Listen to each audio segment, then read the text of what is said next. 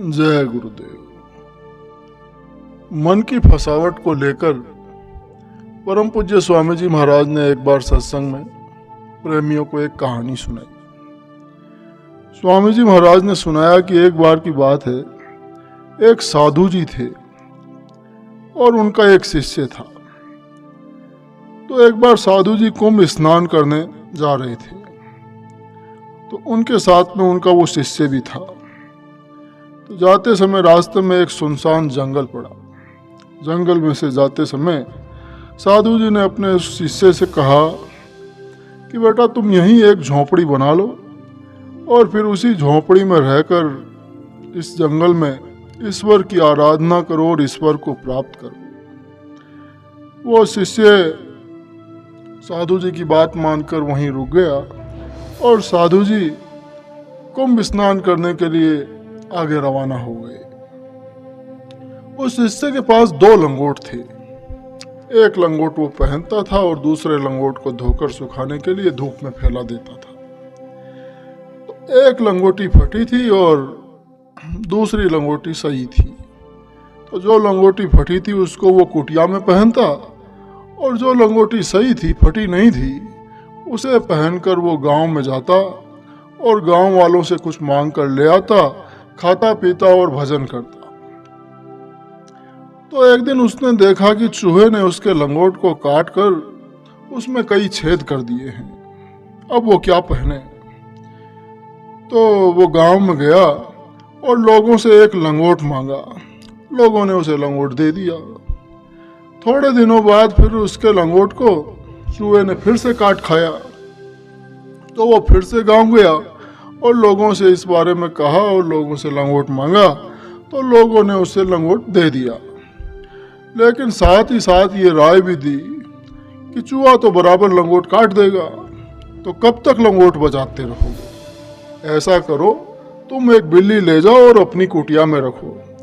तो गांव वालों की बात मानकर वो एक बिल्ली ले आया और कुटिया में रखने लगा। तो एक दिन फिर बिल्ली ने उस चूहे को खा लिया। तो चूहे की समस्या खत्म हो गई। लेकिन अब बिल्ली को पालने के लिए, उसे जिंदा रखने के लिए दूध की जरूरत पड़ने लगी। तो वो गांव जाता और गांव वालों से दूध मांग कर ले आता। तो अब गांव वालों को रोजाना दूध देना पड़ता। तो गांव वालों ने राय की और कहा कि भाई तुम ऐसा करो, ये गाय ले जाओ, इस गाय को पालो और इसका दूध निकालो और फिर इस बिल्ली को पिलाओ। तो गांव वालों की बात मानकर वो गाय ले आया और गाय पालने लगा। दूध निकालकर बिल्ली को पिलाता। तो गाय की चारे की जरूरत पड़ने लगी। तो अब गाय के चारे के लिए वो गांव से भूसा मांगकर लाने लगा। तो फिर गांव वालों ने उससे कहा कि भाई कब तक गांव से भूसा ले जाते रहोगे? तुम एक काम करो, तुम वहाँ उसी जमीन पर खेती कर लो। तो गांव वालों की बात मानकर वो वहाँ उस जमीन पर खेती करने लगा। तो चारा भूसा उसे मिलने लगा। तो अब खेती करने के लिए मजदूरों की जरूरत पड़ने लगी। तो गांव से लोग आकर कुटिया में ठहरते और खेती के काम में हाथ बटाते। तो गांव के लोगों ने फिर राय दी कि भाई इतने लोगों के लिए एक बड़ा सा मकान बना लो। तो उसने फिर वहाँ मकान बना लिया।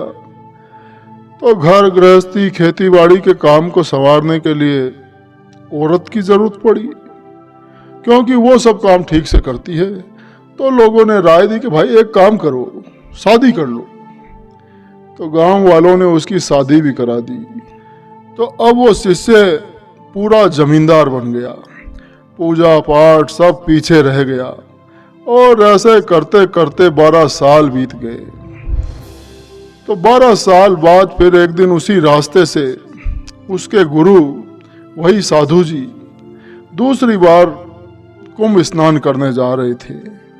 तो जब वे उस जंगल से निकलने लगे तो अपने शिष्य को ढूंढने लगे। तो लोगों से उन्होंने पूछा कि भाई इस जंगल में एक छोटी सी झोंपड़ी थी, उसमें एक साधु रहता था, वो कहाँ है? कहीं दिखाई नहीं देता। तो लोगों ने कहा कि महाराज ये तो कुछ पता नहीं कि वो कहाँ गया। आप एक ऐसा करिए इन जमींदार साहब से आप पूछ लीजिए, वे शायद आपको बता सकते हैं।